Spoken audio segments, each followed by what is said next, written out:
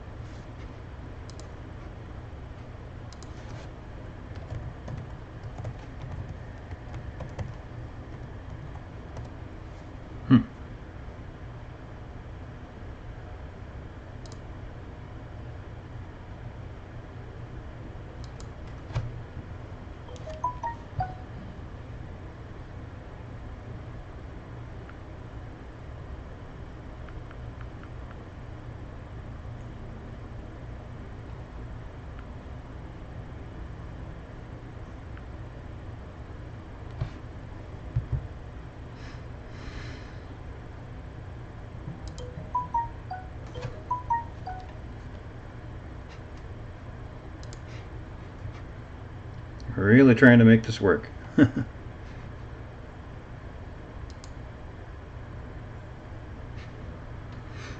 sorry for the delay if anybody's watching. I'm trying to enable YouTube live chat on my Xbox broadcaster, and it's kind of giving me problems here.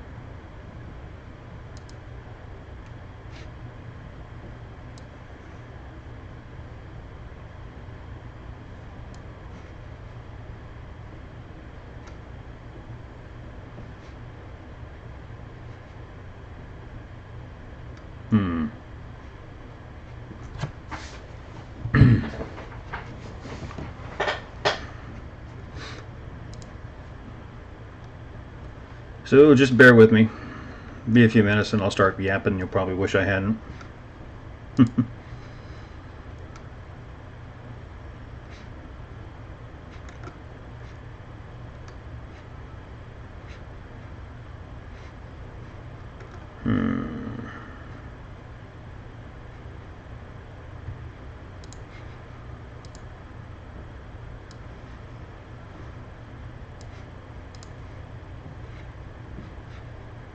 Need that.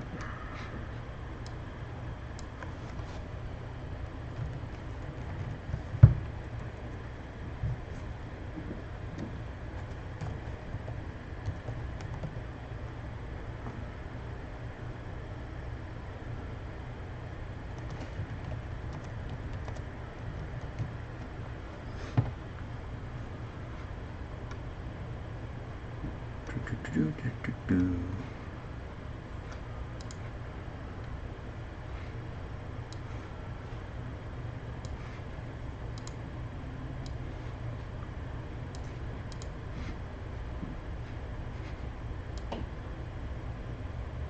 right. Well, let's get rid of that.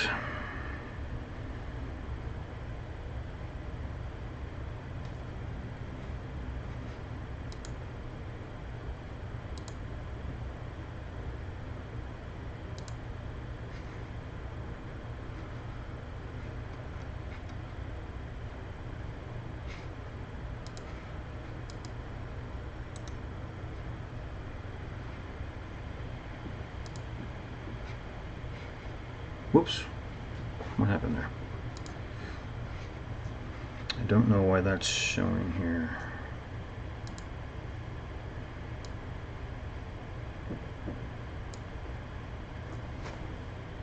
Let's get that nice and small. Okay.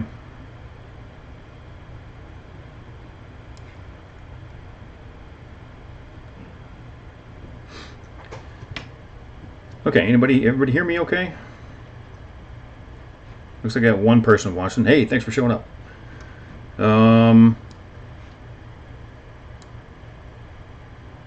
Okay.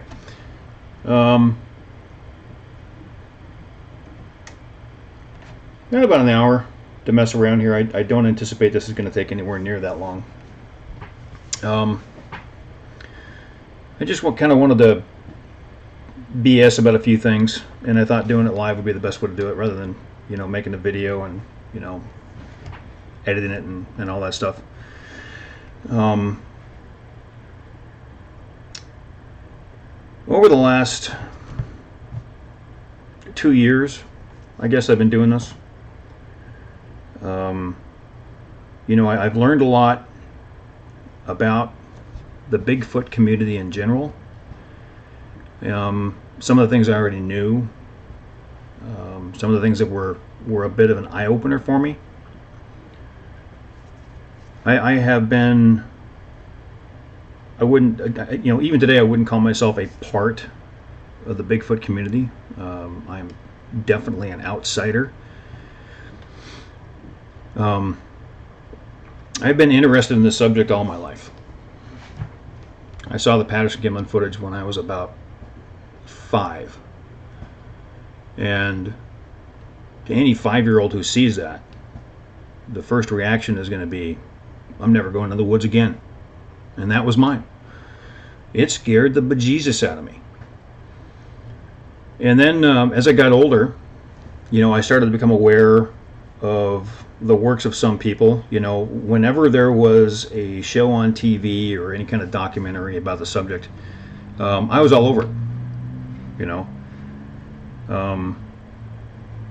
I wanted to be as informed as I possibly could on it. And one of the most eye-opening events for me was an interview with the late Dr. Grover Krantz. And it might have just been a partial snippet of it on the old In Search Of shows with Leonard Nimoy back in the 70s. But it was his talking about his theoretical link between modern-day Bigfoot, Sasquatch, and the extinct hominid Gigantopithecus blackeye that had a profound effect on me. And when I say it had an effect on me, it took Bigfoot out of the realm of the boogeyman of the woods and into the realm of a living animal. That was huge. I wasn't afraid of it anymore. I understood that this was just an animal that had yet to be proven to exist. Like anybody else, my interest in the subject waned a little bit as I got older. In my teen years, I was more into chasing women than anything else. And then I graduated from high school and went to the military. Excuse me just a second.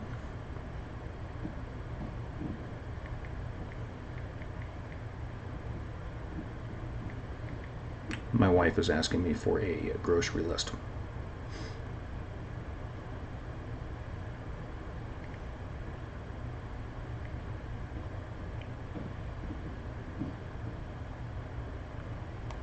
get back to that.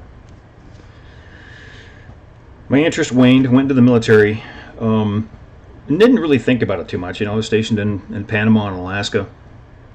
And then I got out, was going to school for a while, long before the internet or anything like that. But still, every once in a while, you'd hear something about it on the news or in the paper, and I'd eat it up. And I read quite a few books in my childhood and in my youth.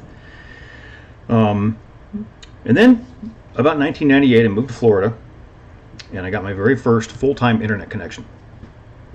And one of the very first things I did, mostly on a whim, is I typed in Bigfoot into one of the search engines. And one of the first web pages I found was the web page of the BFRO. Now, you can say what you want to about the BFRO, but the database they have there of North American sightings is very comprehensive and very large. And from that moment on, for I would say the first year of finding that web page, I was on that web page every single day looking to see if any new sightings reports had been uploaded. So that was about the first year, maybe 2 years. Now, in the last 19 years, since then, going on 20 now, it's not every day. It's probably once a week. I get on that web page and I go right to the reports are recently loaded section, and I keep tabs on that. But for the first year, it was every report that came in.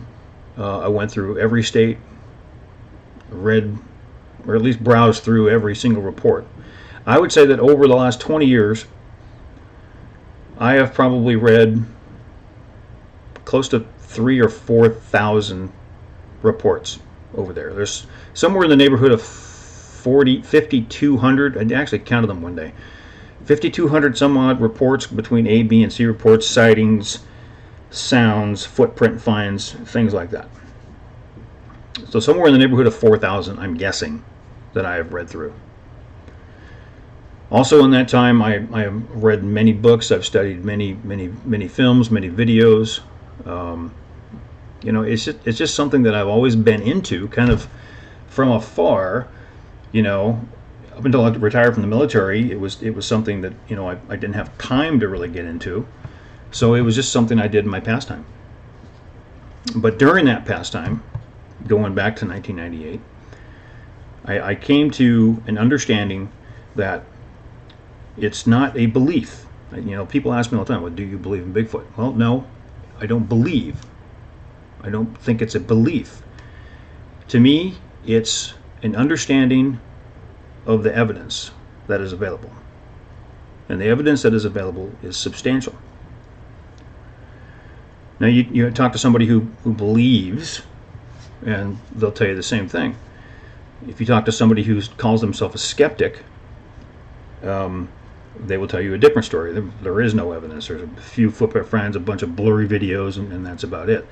That would be characterized as a gross misunderstanding of the available evidence. That's almost a direct quote from Dr. Jeff Meldrum, whose book is kind of like my Bible. I have it electronically and have it ready for reference all the time. That's something he would say. So that's kind of how I got into this. Now, how did I get into doing this? Breaking down, taking a look at footage, and giving my thoughts on it. And this will lead into the next thing I want to talk about. Check out something here real quick.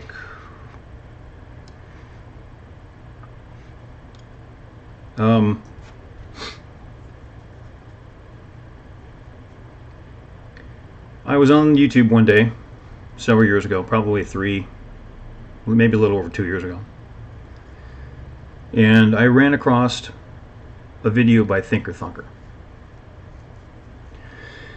And the video in question, I don't remember exact name, but it was it featured a very large Bigfoot-looking creature kind of hopping through the forest.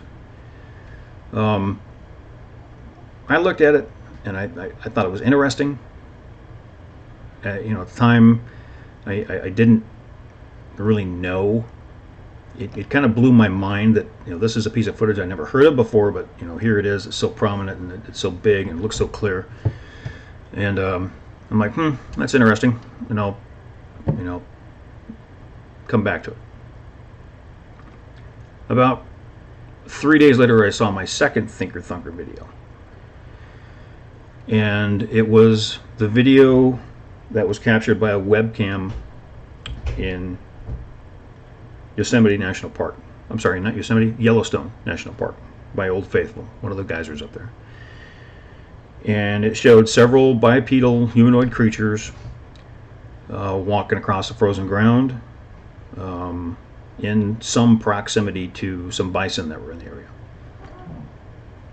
Thinker Thunker's take on it was that this was a group of Sasquatches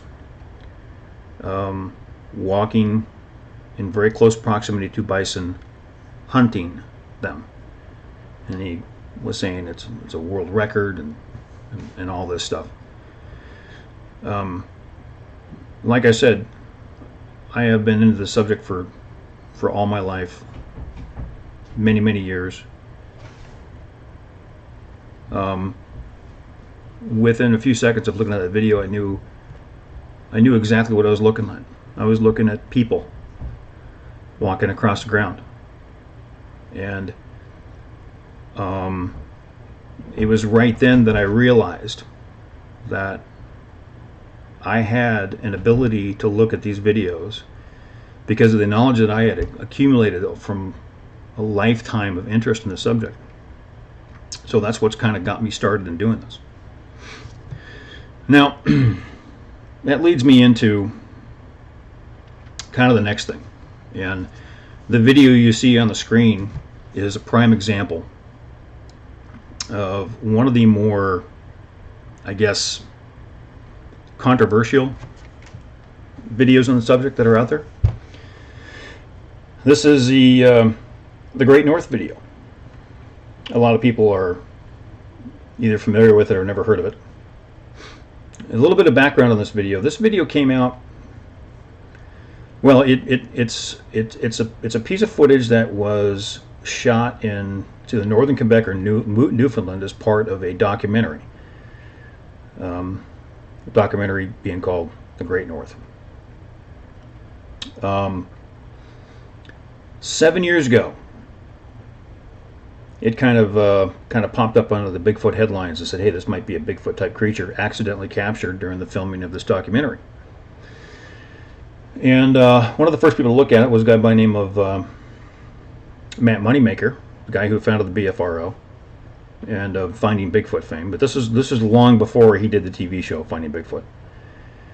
They got a hold of a Blu-ray copy, and I remember when his little breakdown of this came out. I remember when this came out 7 years ago, long before most people were doing breakdowns of videos. I was looking at this stuff. And so they got a Blu-ray copy of it, put it on a big screen, and you could clearly see, much clearer than what you're seeing on my screen here, some really good detail on this thing.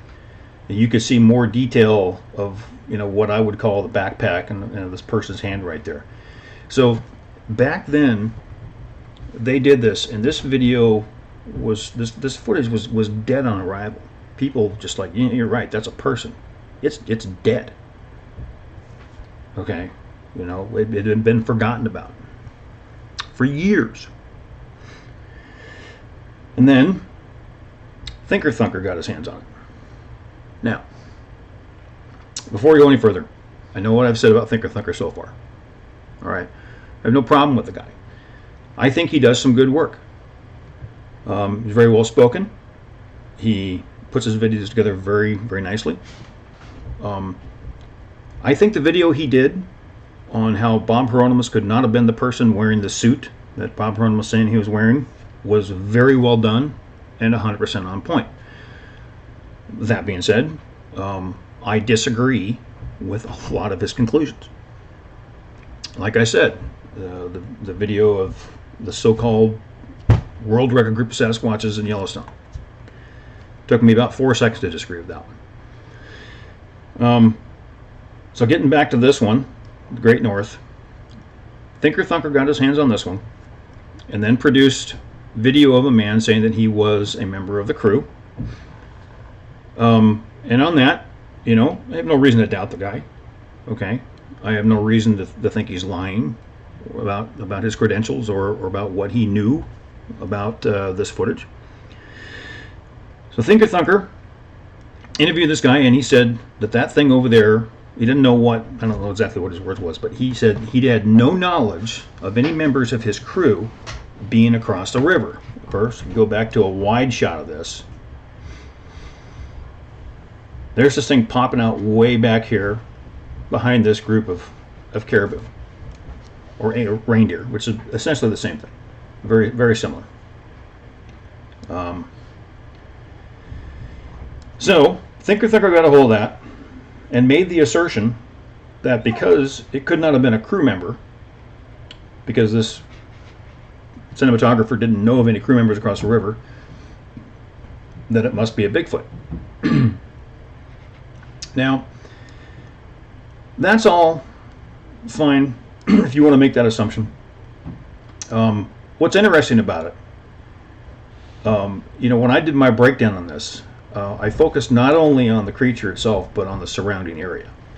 All right, I did a layout, an overlay of Google Earth. See if I have that image here. Here it is.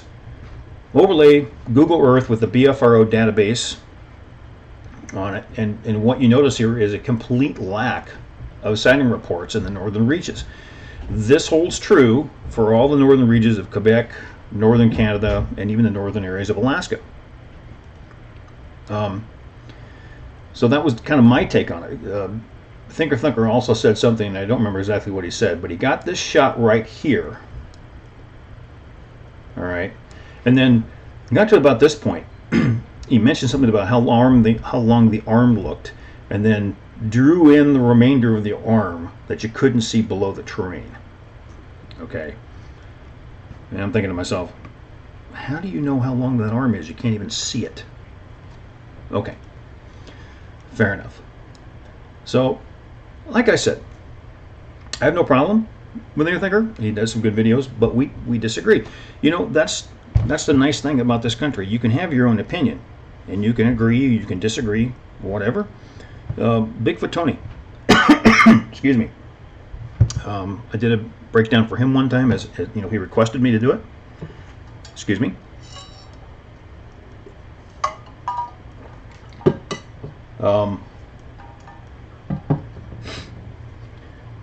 He now has a thriving channel where he does the same thing that I do. We're friends on Facebook. Get along great. But we do occasionally we disagree. And that's okay. And I think people like myself, Para Breakdown, Bigfoot Tony, and even Thinker Thunker would probably say the same thing. It's okay to disagree. Now, the followers of some of these people, specifically Thinker Thunker's followers, some of them absolutely eviscerated me about my conclusions of this video. And not just Thinker Thunker, I mean the Great North Bigfoot too. Thinker Thinker did a breakdown of that one, insists that there is a baby clutching the head of that creature, and I disagreed, and man, you'd have thought the lynching party had formed outside my door 20 minutes later. Some of the comments that I got on this one were very comical, and what's interesting is most of the comments they want to focus on one specific thing that I mentioned in the video and dispute the one specific thing. Okay, one of the biggest ones was my assertion that one of the reasons that this is probably not a Bigfoot is because this is not an area where they are typically found. The argument that I get from people was that the reason that they're not sighted there is because there are no people there. Okay. Yeah, there would definitely be less people there, or less sightings with less people. Um, hmm. However, to say that there is no people there is a gross misrepresentation of the facts. There actually is quite a few people that live there, more than people think. It looks all desolate and everything. A good way to compare this is to compare it with the state of Alaska. I got to keep an eye on my time here. Go up the state of Alaska. There's native villages all over that state, way up north, all over the place. A lot of times they are very close to streams that have salmon stock, that have salmon or other fish that migrate upriver to spawn. But they're all over the place. They're there, believe it or not. And the other thing that you need to look at is look at the lack of sightings in the central United States. Okay? Complete lack of sightings all up and down, north to south in the central United States. And the population density of this area is incredibly more than the population density of this area. So, what's the commonality?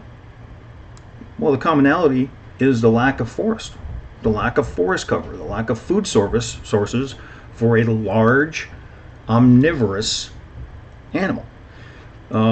People ask me all the time, where would you expect a Sasquatch to live if you're looking for that environment? Well, I would think any environment that could support a small habitat of bears could probably support a small population of Sasquatches, right? Black bears, very omnivorous. They're feeders of opportunity. They'll eat just about anything they get their hands on. Sasquatch probably does too, right? So, one of the other things that people were talking about, saying there's no way that a human being could move this fast. One person recently said that this thing was moving between 30 and 40 miles an hour. That's interesting. Okay, well, we only see this thing move a very short distance. Okay, I could probably calculate if I knew this distance, which we don't. Okay, from here to here, it's moving there, in a dozen frames or so. You could calculate that out based on the frame rate and how many times you see this, how many times you see this, or how long you see this figure in those frames and how far it moves. It's definitely not 30 to 60 miles an hour. And for the record, again, I've read through somewhere near 4,000 sighting reports. I distinctly remember one sighting report where a gentleman reported a Sasquatch running alongside his car at roughly 20 to 25 miles an hour. Yes, 30 to 60 miles an hour is much faster than a human being can travel. However, it's probably over the top end of what a Sasquatch could travel to.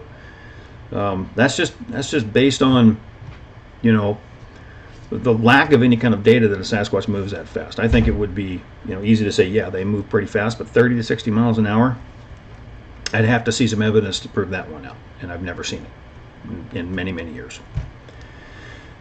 Another person came at me and said, well, they had a helicopter for the production. Why didn't the helicopter see any people up there? Well, did the helicopter see any Sasquatches up there? They didn't give me an answer to that one. I've had many people say that this looks like a person on a bicycle. Okay, well, at least it looks like a person, right? I don't know about it looking on a bicycle. It looks like there's a little bit of rise and fall with the step. Okay? A lot of people are insisting that what's on the back is a baby. Again,